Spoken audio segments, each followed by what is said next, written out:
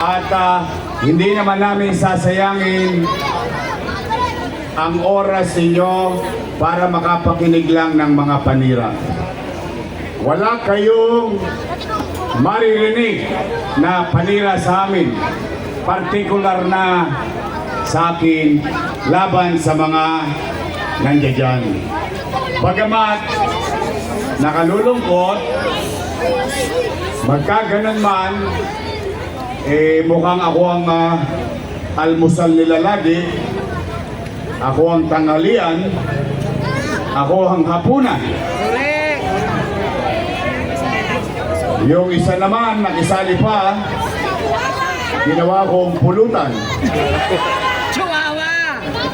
Malulungkot na ako na bakit humantong sa ganong bagay na ang isang kandidato kailangan niyang siraan ang kalaban niya, imbis na kung ikaw ay nakaupo, ang tangi mong gagawin ay magulat sa tao kung ano ang ginawa mo at kung ano ang gagawin mo sa kinabukasan. Tama ba? Tama. Pero mukhang ibang linya yung gusto nila mangyari. In fact, marami sa inyo rito, most likely, nakausap na nila. At tugal, hindi pa naman kayo kumain. Yung iba naman sa inyo nakatanggap ng 1,000.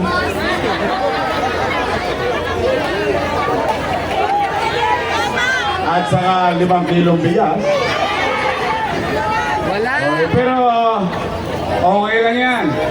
Abay, bakit? Tanggapin nyo lang ng tanggapin. Total, hindi yan naman yan hiningi. Binigay sa inyo ng kusa. Tama?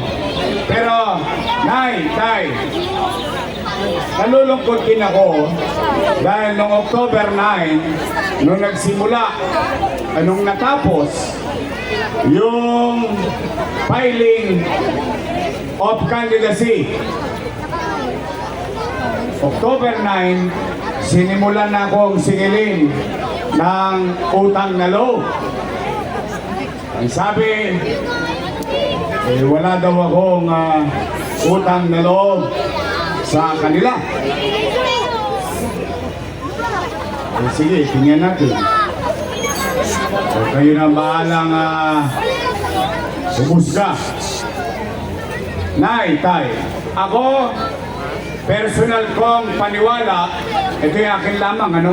Hindi ko naman kailangan kayo din. Ang personal kong paniwala, ang utang na loob ay hindi nababayaran. Walang katapusang bayaran. Tama ba? Kaya naman bilang ganti, ako mismo ay malaki ang utang na loob kay Danny Lacuna. At yan ay hindi ko kinubli, hindi ko tinanggi o ipinagkaila. In fact, bilang pagtanaw ng utang na loob kay Boss Danny, ay inaruga ko naman yung kanyang Sir. mga anak. Tingnan natin kung totoo ba. For almost 20 years, 20 years, kayo po ang humusga, mga nanay, tatay ko.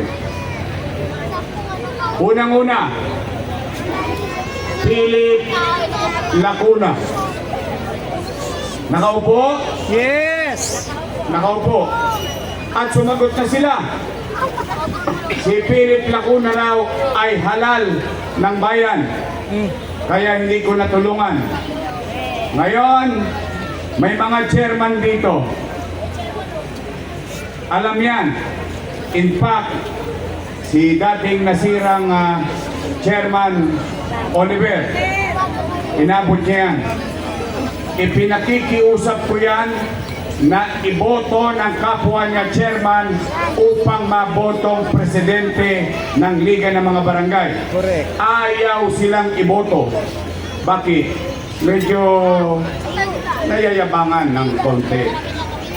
But then again, Ako na may pinakinggan ng mga chairman at siya ay naging presidente ng mga chairman at naging konsihal kasi yun po ang resulta no. At yun ay tumagal mahigit isang dekada. Pangalawa, si Lay Lacuna. Nakaupo rin. Nakaupo. Nakaupo. Ganon din bilang presidente Salamat sa ng mga mga followers. barangay chairman Thank you sa so buong much. Maynila. At patapos na rin ang termino. Dahil pagkatapos ni Thank you rin sa Philip, nagtatapa. siya naman ang pinatapo kong presidente ng Liga ng mga barangay. Kaya si Rolling J, barangay chairman yan. Ayaw din niya doon, pero binoto pa rin niya. Dahil ipinakikisuyo ko lang. For some reason, I don't know. But, pangatlo, si Dennis Lacuna. Nakaupo, Nakaupo. ginawa kong department head. Naku, may nagsinungaling pa. Pero okay lang yon. Facts lang tayo. Huwag na tayong maninira. Pangapat, Dr. Fox Pangan. Nakaupo. Nakaupo. Nakaupo. Sino siya? Asawa ni ate. Asawa Ni ate. ni ate. Head ng Manila Health Center. Department. Ate. Sino nag-appoint? Yorme. Hindi daw. Ha? Hindi. Si Alfredo Lim daw. Ay. Wala nga sila doon. Patay na si Mayor Lim.